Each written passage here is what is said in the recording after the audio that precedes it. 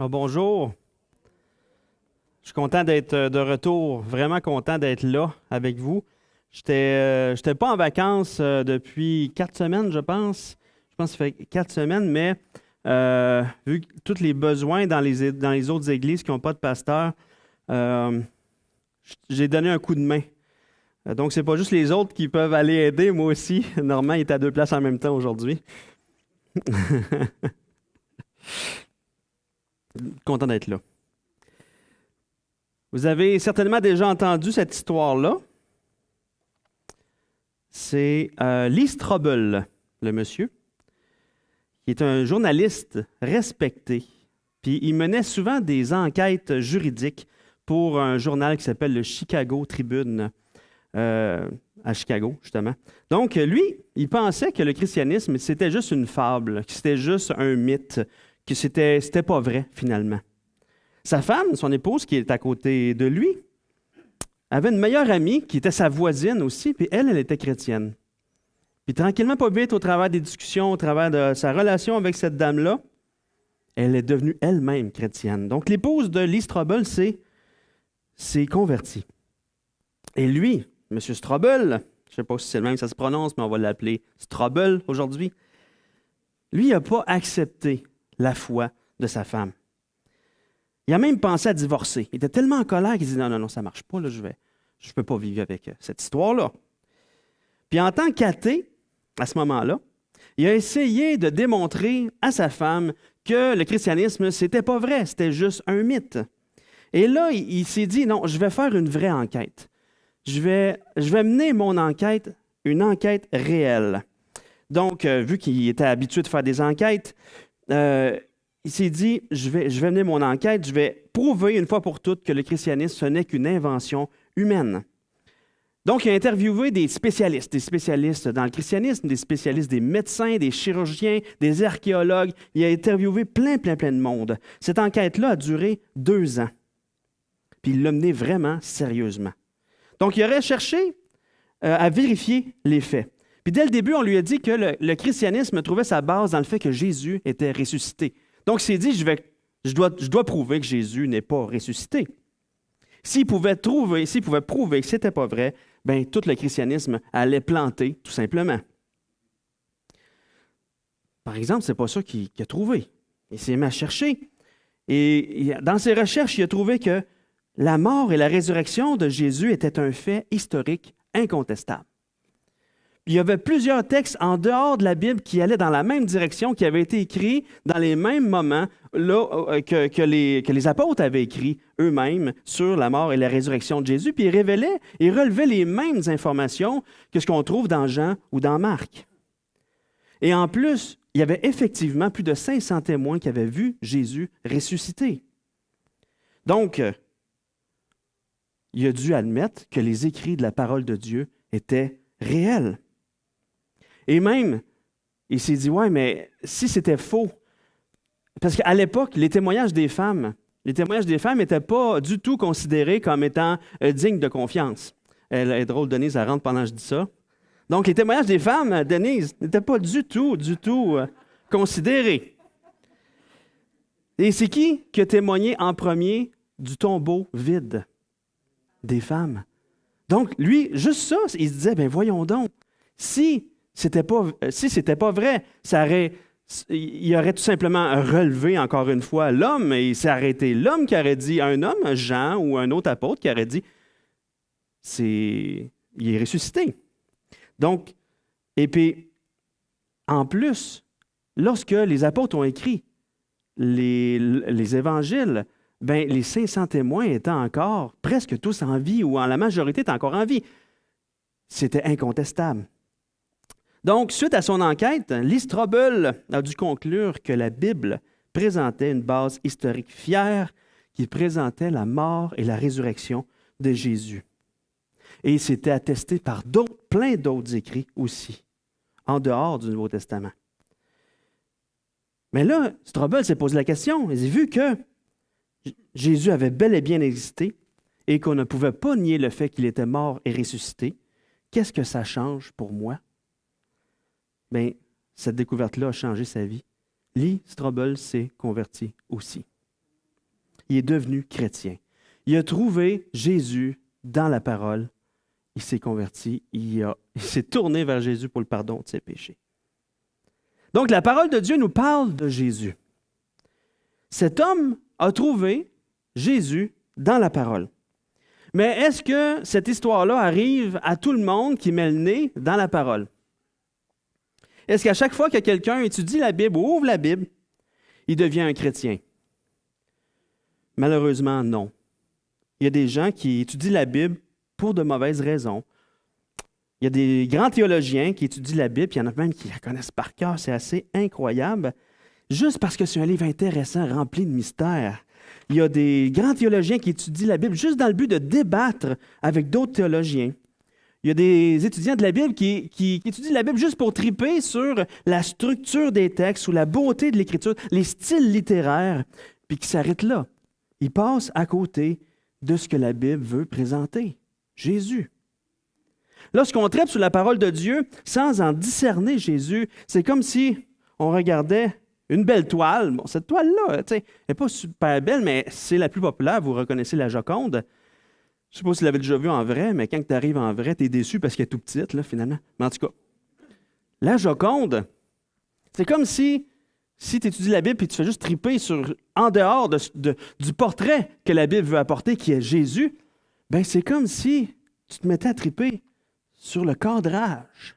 Puis là, tu fais « Wow, le cadrage est donc bien beau! » Puis là, tout à coup, la toile que veut finalement mettre en valeur le cadrage devient terne, même floue.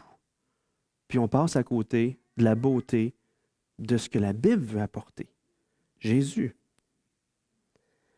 Des fois, on approche les Écritures, en tant qu'enfant de Dieu, on approche les Écritures en mettant l'accent sur des points secondaires.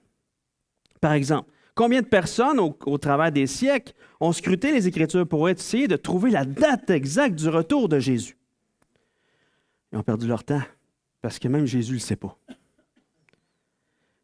Ou bien, on approche les Écritures en essayant de prouver un point pour rassurer notre conscience, ou bien pour essayer de trouver à quel point on est bon, ou bien jusqu'où je peux aller dans mes libertés sans péché, de rechercher toutes ces choses-là. Ou bien on approche les Écritures pour nous amener à trouver un système théologique pour essayer de comprendre Dieu, pour essayer de prévoir comment il va agir. La théologie systématique. Quand on fait ça, quand on met l'accent sur le cadre, c'est qu'on est en train de mettre Jésus dans un cadre, puis on l'empêche d'être Dieu, finalement. On l'empêche de découvrir à quel point il est beaucoup plus grand que notre cadre.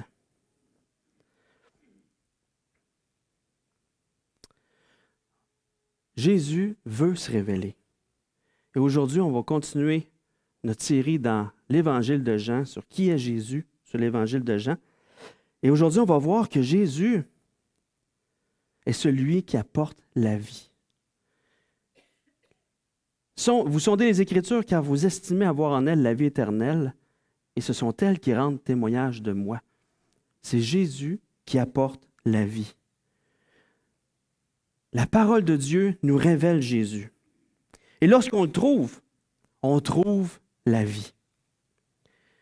Donc, on va voir ça dans le chapitre 5, versets 31 à 47 aujourd'hui. Mais avant de lire le passage, je vais vous expliquer un peu le but de ce passage-là. On va revenir un petit peu sur le contexte.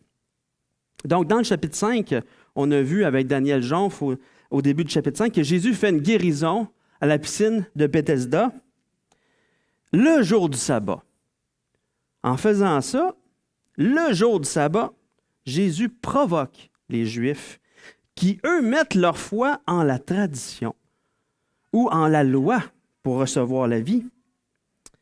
De la même manière que le malade sur le bord de la piscine mettait sa foi dans une superstition. Donc, les deux, en fait, étaient dans le même point. Les deux, que ce soit les Juifs ou que ce soit le malade, les deux mettaient leur foi en autre chose qu'en Jésus pour recevoir la vie. Jésus veut se révéler dans tout le long du chapitre 5.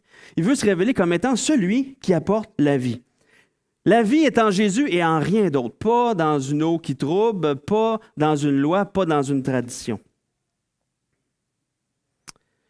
Donc, Jésus veut se révéler, puis on le voit se promener au travers du chapitre 5 dans une même direction. Et tranquillement, pas vite, il est en train de dire à tout le monde qui l'entend que Jésus est celui qui agit par la puissance du Père. Il juge parce qu'il est le Fils de l'homme, qui est égal au Père. Il est le Messie promis qui a été envoyé par le Père. Et Jésus dit clairement tout ça en employant en plus le « je ». Je suis cette personne-là. Il est en train de dire carrément que Jésus est le Messie promis envoyé par le Père et qu'il est aussi l'égal du Père. En entendant ça, les Juifs qui sont là veulent littéralement tuer Jésus. Ils sont là, ils veulent qu'il meure. Là. Hey, non, il n'y a pas d'abord. Il est en train de se faire l'égal du Père, l'égal de Dieu. Il doit mourir. Il blasphème.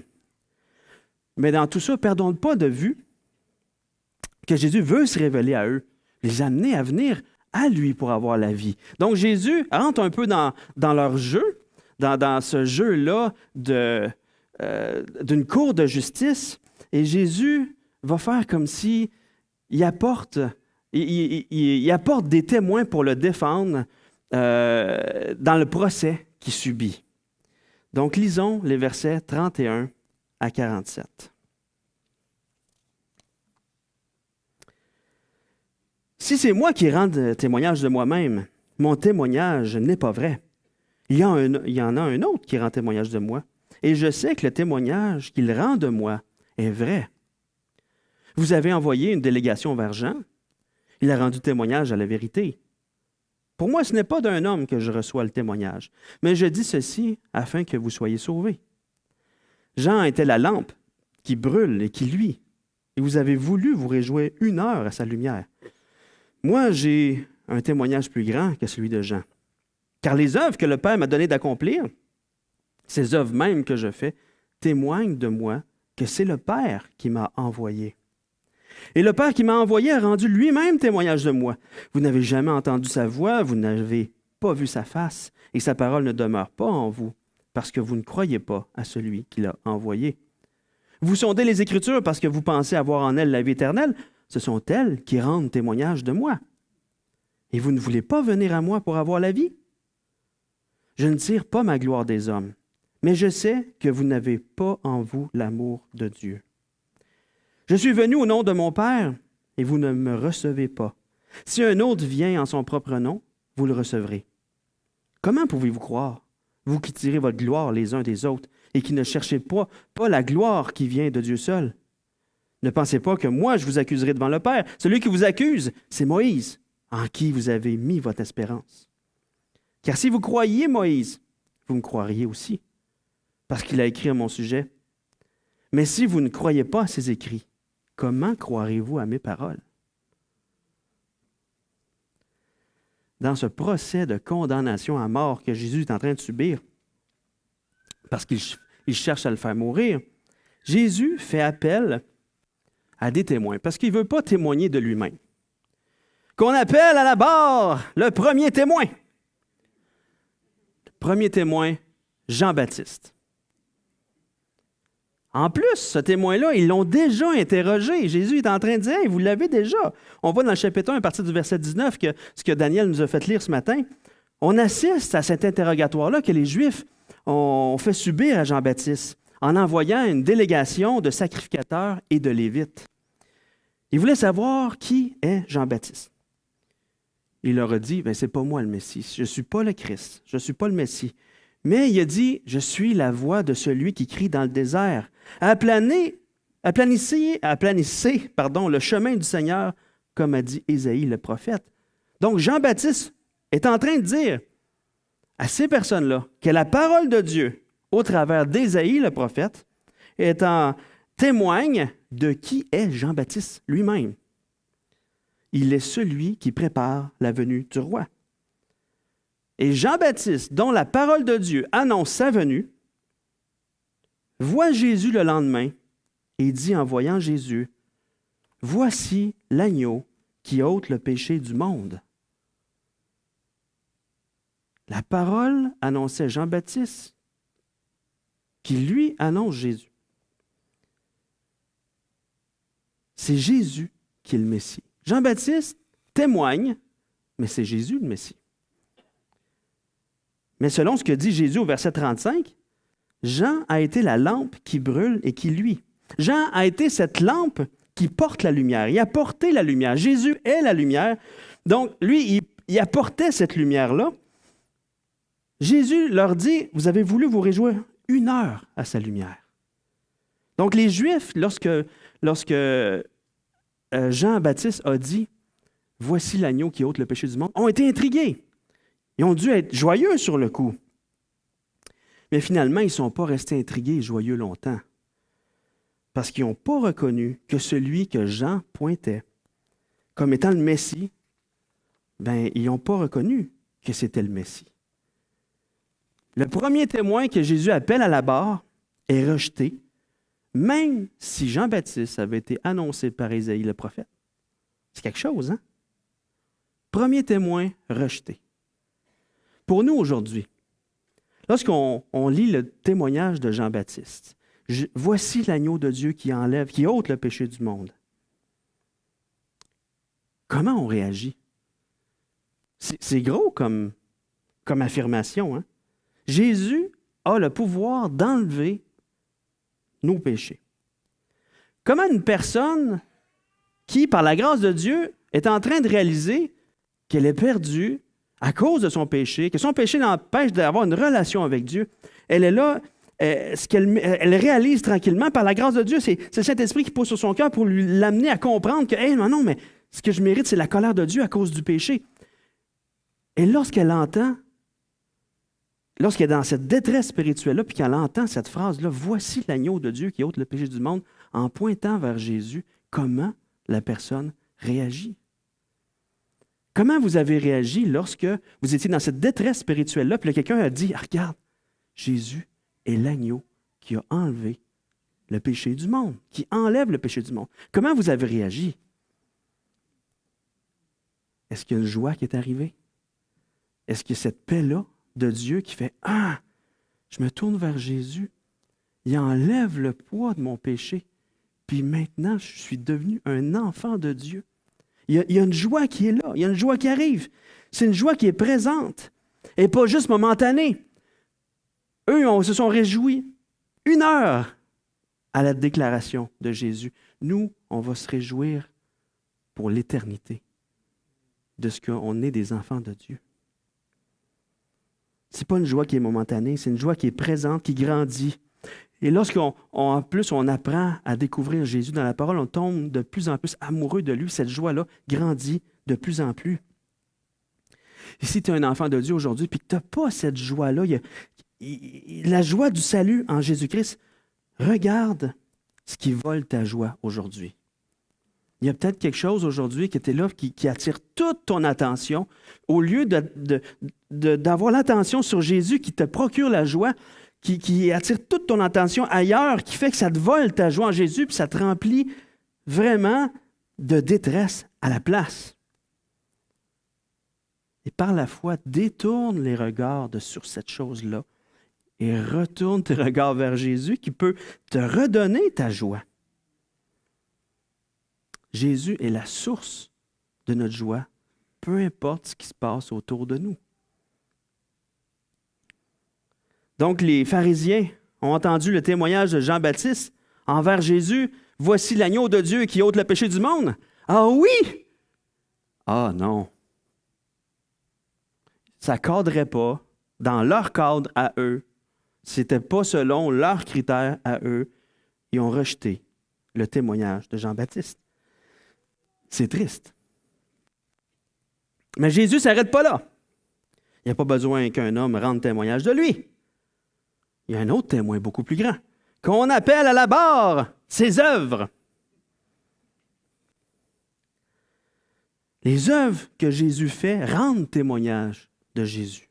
Rendent témoignage que Jésus est vraiment celui qui a été envoyé du Père. Encore là, les œuvres que Jésus fait ont été prophétisées dans les Écritures bien avant par le prophète Isaïe. Dans le chapitre 35, versets 5 et 6, c'est écrit « Alors s'ouvriront les yeux des aveugles, s'ouvriront les oreilles des sourds. Alors le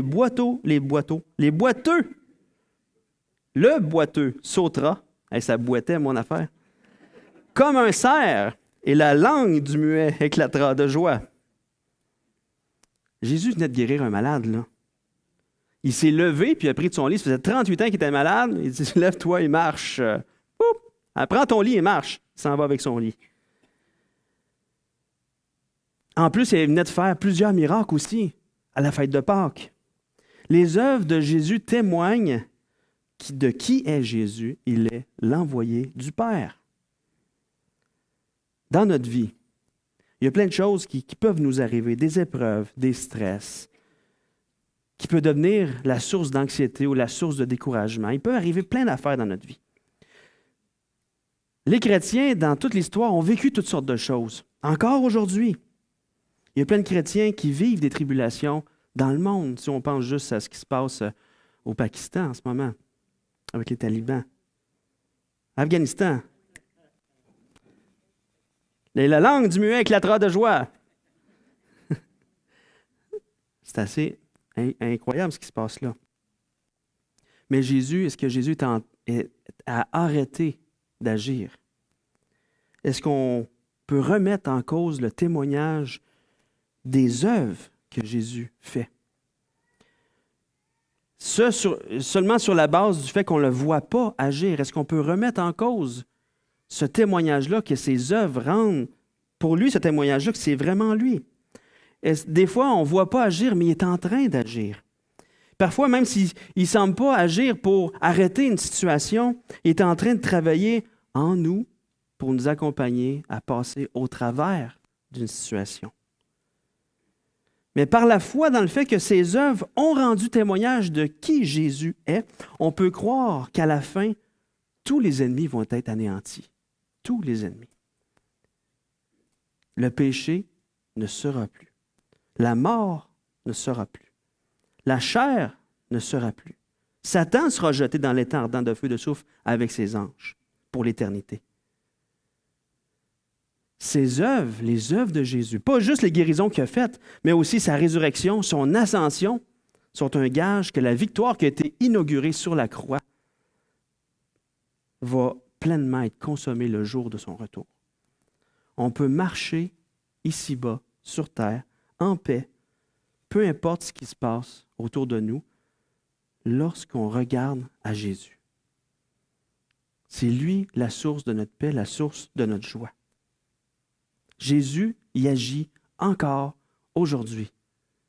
Ses œuvres en rendent témoignage. Si on croit au témoignage de ses œuvres, on croit qu'il agit encore aujourd'hui. Mais les pharisiens ne reconnaissent pas du tout les œuvres de Jésus. Ils rejettent ce témoin-là aussi. Ce témoin-là ne semble vraiment pas suffisant parce que même, ils vont plus loin que ça. Ce qu'ils font, c'est qu'ils disent, les œuvres que tu fais viennent de Satan. C'est assez terrible. On voit ça dans Marc 3.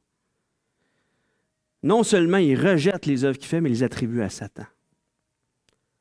Donc Jésus, ça ne s'arrête pas là. Qu'on appelle un troisième témoin. Le troisième témoin, c'est le Père. Il appelle le Père lui-même au verset 37-38. C'est écrit, « Et le Père qui m'a envoyé a rendu lui-même témoignage de moi. Vous n'avez jamais entendu sa voix, vous n'avez pas vu sa face, et sa parole ne demeure pas en vous, parce que vous ne croyez pas à celui qui l'a envoyé. » Ici, on pourrait penser que Jésus parle de l'événement quand il s'est fait baptiser, puis il y a une voix qui s'est fait entendre, « Celui-ci est mon Fils bien-aimé en qui j'ai mis toute mon affection. » Mais dans l'Évangile de Jean, Jésus n'en fait pas du tout référence. L'apôtre Jean n'en fait pas du tout référence à cet événement-là. Donc, c'est pas de ça que Jésus est en train de parler à ce moment-là. Et dans les recherches que j'ai faites dans les différents commentateurs, la plupart concluent que ce que Jésus est en train de dire aux Juifs, c'est qu'au travers de sa voix, lui, au travers de son visage à lui, il aurait dû reconnaître le Père. Donc, ils ne prennent pas sa parole parce qu'ils ne croient pas en Jésus. Ils ne prennent pas la parole du Père parce qu'ils ne croient pas qu'il est Jésus. Ils ne reconnaissent pas le Père en Jésus. Puis ça va dans le même sens que la discussion que Jésus a eue avec Philippe. qu'on va voir dans Jean 14, versets 8 à 11, où c'est écrit, Philippe lui dit, Seigneur, montre-nous le Père, et cela nous suffit. Jésus lui dit, il y a si longtemps que je suis avec vous, et tu ne m'as pas connu, Philippe. Celui qui m'a vu a vu le Père. Comment dis-tu, montre-nous le Père? Ne crois-tu pas que je suis dans le Père et que le Père est en moi? Les paroles que je vous dis, je ne les dis pas de moi-même. Et le Père qui demeure en moi, c'est lui qui fait les œuvres.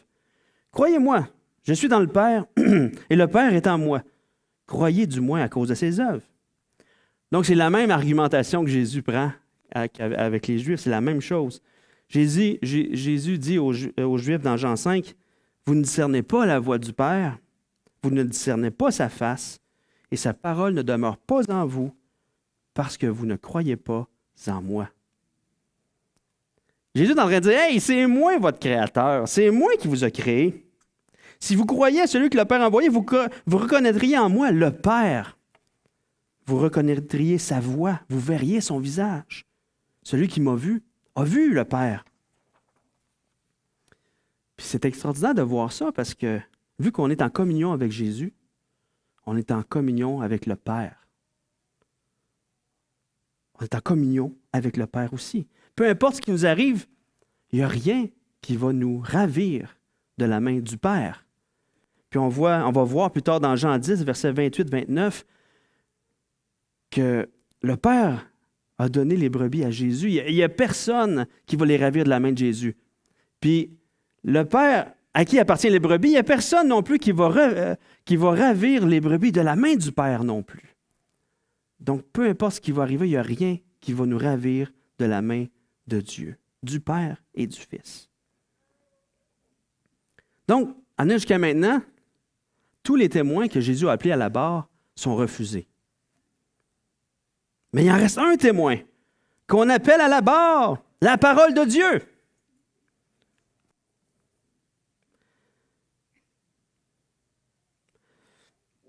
Au verset 39, c'est écrit, « vous sondez les Écritures, car vous estimez avoir en elles la vie éternelle, et ce sont elles qui rendent témoignage de moi. » Il dit, vous savez, c'est quoi votre problème? C'est que vous pensez que c'est en la parole que vous allez avoir la vie. Vous regardez le cadre. Mais regardez qui la parole veut mettre en évidence, c'est moi. C'est en moi que vous devez mettre votre espérance, votre foi pour avoir la vie. La parole parle de moi. Jésus était en train de leur dire, vous lisez mal les Écritures.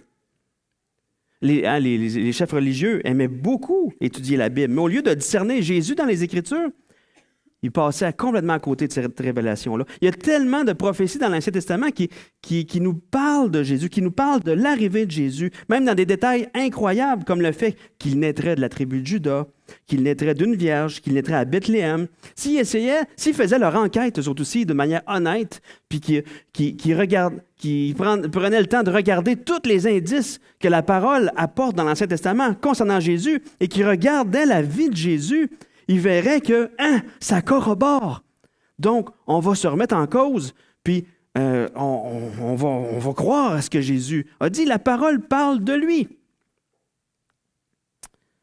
Mais non, ils ne font pas ça. Ils sont en train de mettre leur foi dans le fait qu'ils peuvent s'auto-justifier eux-mêmes. Ils regardent la loi, puis ils veulent l'appliquer de toute leur force, puis ils se glorifient eux-mêmes. On est capable. Le fait de reconnaître Jésus, ça serait de reconnaître que je suis aussi pire que tous les autres pécheurs pas bons, pas beaux, qui sont sur le bord de la piscine, ou peu importe, qui veulent se garrocher dedans. Je suis aussi perdu qu'eux autres. Mais non, moi, je suis meilleur qu'eux autres. Moi, j'applique les Écritures. Moi-même, Dieu me met en juge devant eux pour dire, « Hey, toi, t'as pas d'affaire à ramasser ton lit le jour du sabbat. Puis toi, t'as pas d'affaire de faire une guérison le jour du sabbat. » Tu sais. Fait qu'il est en juge de Jésus et de tout le monde, finalement. J'ai pas besoin de Jésus. Ils mettent leur foi dans leur propre capacité. Mais en fait, ils ne se rendent pas compte qu'ils sont au même point que le malade qui avait besoin d'aide lui-même. Jésus est venu pour le guérir. Jésus est venu pour les sauver eux aussi, parce qu'ils sont aussi perdus que tout le monde. Mais ils ne discernent pas qui les Écritures veut présenter. Ils sont en train de rejeter Jésus, leur sauveur, celui que le Père a envoyé pour les sauver. Cette mission de sauvetage in extremis. Non, c'est correct, on n'a pas besoin de toi. Mais l'affaire, c'est que toute la loi de Moïse pointe vers Jésus. C'est juste une image, le temple et tout ça, c'est une image de tout ce que Jésus a accompli, le système de sacrifice, Jésus a tout accompli ça. Ils sont trop orgueilleux.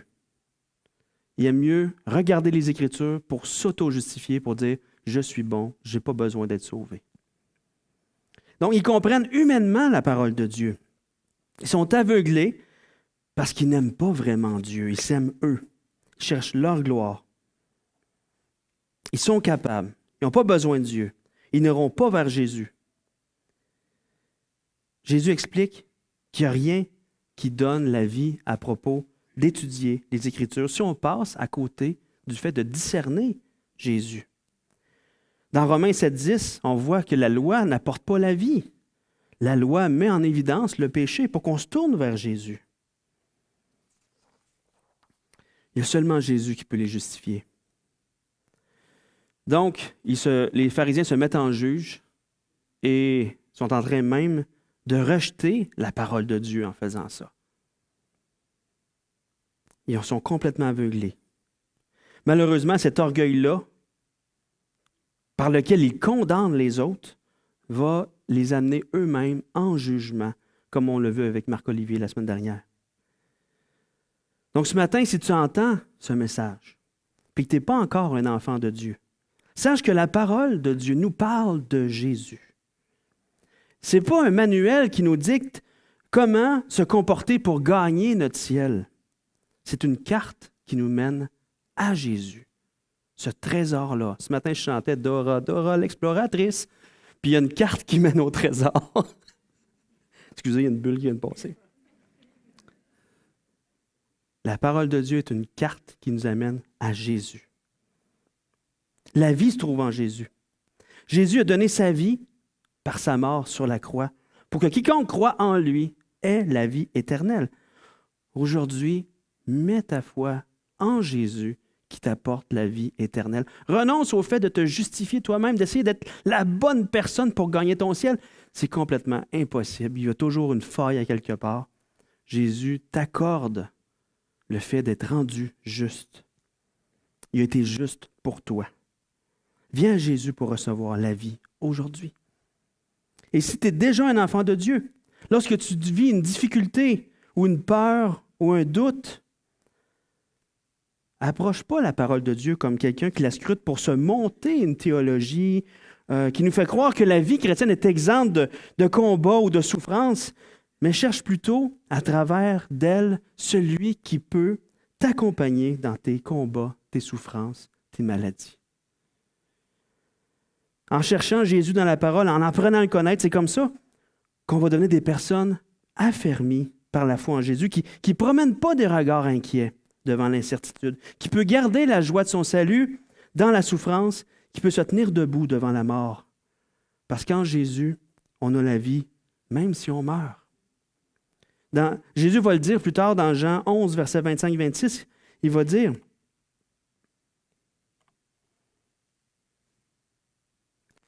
Je suis la résurrection et la vie.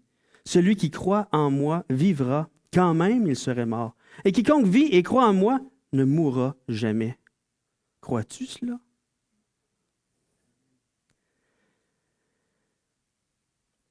Il y a des gens qui scrutent les Écritures pour se rassurer de « Ah, il se passe plein de choses dans le monde, on est dans la fin des temps et tout ça. » Et là, ils disent « Ah, mais c'est pas grave, moi, quand ça va arriver, il va y arriver l'enlèvement. » Mais l'enlèvement, on ne sait pas quand il va arriver. Et ceux qui souffrent aujourd'hui au Pakistan, c'est Pakistan, hein? Afghanistan. Parce que j'avais un ami que je pensais qu'il était afghan, mais il était pakistanais, finalement. J'y ai écrit la semaine dernière pour savoir, comment tu vas? Mais il dit, non, moi, je suis du Pakistan. Ah, OK, je suis correct. Fait que, Afghanistan. Ceux qui sont en Afghanistan aujourd'hui, ils ont besoin, ils se promènent de porte en porte pour trouver les Bibles, pour trouver. Ils regardent même dans les applications des téléphones. As-tu une Bible dans ton application, dans ton téléphone? Est-ce qu'ils ont besoin de dire, ah non, t'as peu, l'enlèvement s'en vient? Non, ils ont besoin de se faire dire, Jésus est avec toi. Jésus t'accompagne. Jésus souffre avec toi aujourd'hui. On n'est pas exempt de la souffrance. Quand on regarde les Écritures, cherchons Jésus. C'est lui qui nous accompagne. C'est lui notre soutien. C'est lui qui dit, je suis avec toi. Je souffre avec toi. Je t'aime. Perds pas courage. Perds pas courage. Puis même si tu meurs, tu es vivant. Tu es vivant. Puis le fait de saisir Jésus comme ça dans notre vie nous amène à témoigner de la vie de Jésus en nous lorsque tout s'écroule autour de nous. On devient comme Jean-Baptiste, des porteurs de lumière. On met en évidence Jésus. On amène les gens à découvrir Jésus parce que ses œuvres témoignent de lui en nous. Sa joie en nous témoigne de lui. On n'est pas attaché à autre chose qu'en Jésus parce qu'on le saisit comme il est dans la parole. Parce que la parole le met en évidence. Lui, on a découvert Jésus. Cet homme-là, M. Strobel, que j'ai parlé tantôt, il est devenu un auteur de livres chrétiens. Puis il est l'auteur du film aussi, Jésus l'enquête. Cet homme qui cherchait la vérité sur Jésus, son enquête l'a amené à considérer la Bible. Au travers de la Bible, il a trouvé Jésus, ça l'a changé sa vie. Et maintenant, sa vie est consacrée à faire découvrir Jésus aux autres au travers de la parole de Dieu. Pourquoi? Parce que maintenant, il croit que ces choses ont été écrites afin que vous croyiez que Jésus est le Christ, le Fils de Dieu, et qu'en croyant, vous ayez la vie en son nom. La vie est en Jésus. Quand on ouvre la parole, cherchons Jésus. Cherchons Jésus. Prions. Seigneur, merci. Merci pour ta parole qui nous parle de toi. Merci en plus dans ce que, au travers de ta parole, tu nous as fait la grâce de te découvrir. On n'est pas meilleur que d'autres, Seigneur. On n'est pas meilleur que d'autres, mais tu nous as amenés à te trouver. Seigneur, que toutes les personnes qui te cherchent en ce moment, que tu puisses te laisser trouver à eux. Seigneur, que ce qu'on soit un enfant de Dieu ou pas encore un enfant de Dieu, dans nos difficultés, Seigneur, qu'on puisse te chercher toi. Te chercher toi. Et pas promener les regards partout. Seigneur, s'il y a quelque chose qui nous stresse dans notre vie, amène-nous à détourner le regard de cette chose-là pour nous tourner vers toi, Seigneur. Pour retrouver notre joie de t'appartenir, notre joie de te découvrir toi, notre joie de tomber encore en amour avec toi, Seigneur. Seigneur, on a besoin de toi. Et de nous de te voir dans ta parole, Seigneur. Amen.